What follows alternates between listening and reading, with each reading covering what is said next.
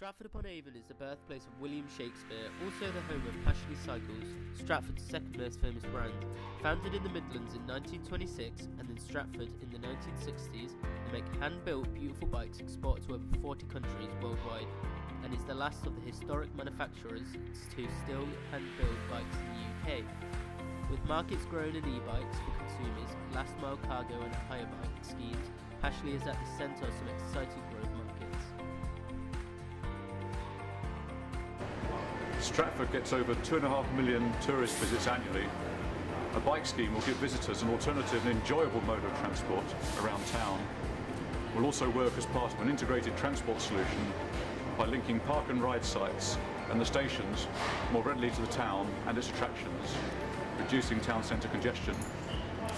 Everyone is also aware that Stratford has significant traffic congestion, which gets worse every year and will continue to worsen as we build more housing. This is despite significant spending to support increased car usage.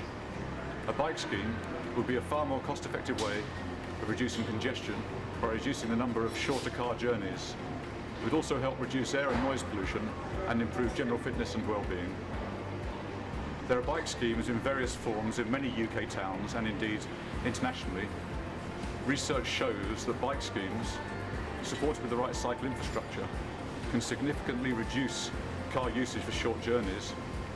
Pashleys is involved in two of the highest profile capital city schemes in the UK, providing the bikes for both London and Edinburgh. Experience from these schemes shows that a good quality bike is needed with a well managed and maintained scheme. The scheme would be app-based in common with most schemes. Docks would be located at key locations around town to serve both visitor and local traffic.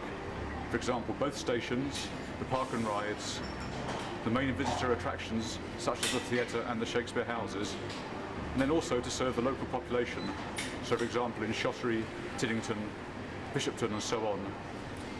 A modest fee would be paid for usage, and the bikes would need to be returned to the docked locations at the end of a journey. An operating team would then manage bike maintenance and ensure bikes were located in the most appropriate areas. The scheme would make Stratford more accessible for visitors, rather than trying to bring cars into town, and also offer them a different and enjoyable way to see the town. Locally, the benefits are significant. It would offer reduced congestion through less car journeys, reducing noise and air pollution, and actually reducing journey times. It would make cycling more accessible for many people, improving health and well-being. The idea would be to run it as a community scheme, so local groups would be involved in bike maintenance and management, creating local ownership and engagement with the scheme, and employment also. Essentially funding and commitment. The scheme would cost money to implement and run, so it would need investment. In addition, to really embrace cycling and deliver a fantastic experience, cycling infrastructure would also need to be improved.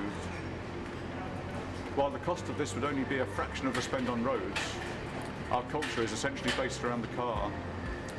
We really need to embrace the message that a cycle scheme has multiple benefits, including actually improving car traffic flow, all at a relatively low cost. Part of the funding could come from local bodies who would support community group involvement and also recognise the well-being and participation benefits. We also believe that funding would be forthcoming from sponsors keen to promote their brand to the 2.5 million annual visitors. Also, indications suggest local businesses would contribute to a bike pool to have bikes located at their workplace. However, local investment on top of this will also be required to ensure the scheme could be launched and properly operated. The first phase would be to use what we refer to as manual or normal bikes to link the town, the transport infrastructure and the local population. The second phase would involve electric bikes. These really are the future and are massively beneficial for older users and those on longer journeys. We currently are testing the new Pashleys e-hire bike. I personally have done 50 miles in the last couple of weeks, including going up Borden Hill a couple of times last weekend, and the experience really is fantastic.